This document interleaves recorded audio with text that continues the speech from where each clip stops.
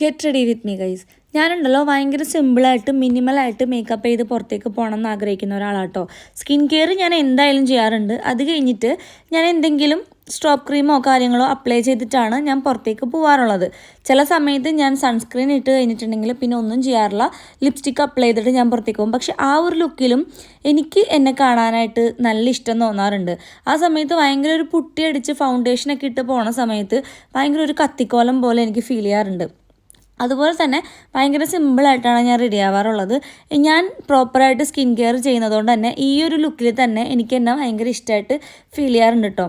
അപ്പം ഞാൻ ആദ്യം പ്ലാൻ ചെയ്തത് ഈ ജീൻസിൻ്റെ കൂടെ ഒരു കുർത്തി പെയർ ചെയ്യുക എന്നുള്ളതാണ്. പക്ഷേ എൻ്റെ അയൺ ബോക്സ് തന്നെ ചതിച്ചുകൊണ്ട് തന്നെയാണ് ഞാൻ ഈ ഒരു ടാങ്ക് ടോപ്പ് വെയർ ചെയ്തത്. പക്ഷേ ഈ ഒരു ജീൻസിന് എനിക്ക് തോന്നുന്നു ടാങ്ക് ടോപ്പ് വെയർ ചെയ്തപ്പോൾ കുറച്ചുകൂടി ഭംഗി വന്നു എന്നുള്ളത്. പിന്നെ ഈ ഒരു ബാഗ് ഞാൻ മീഷോന്നാണ് പർച്ചേസ് ചെയ്തിരിക്കുന്നത് കേട്ടോ. അടിപൊളിയായിട്ട് എനിക്ക് ഫീൽ ചെയ്തു.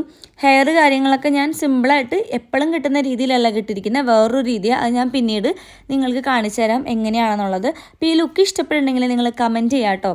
പിന്നെ വീഡിയോ ലൈക്ക് ചെയ്യുക, ഷെയർ ചെയ്യുക, ചാനൽ സബ്സ്ക്രൈബ് ചെയ്യുക. അടുത്ത വീഡിയോയിൽ കാണാം. ബൈ.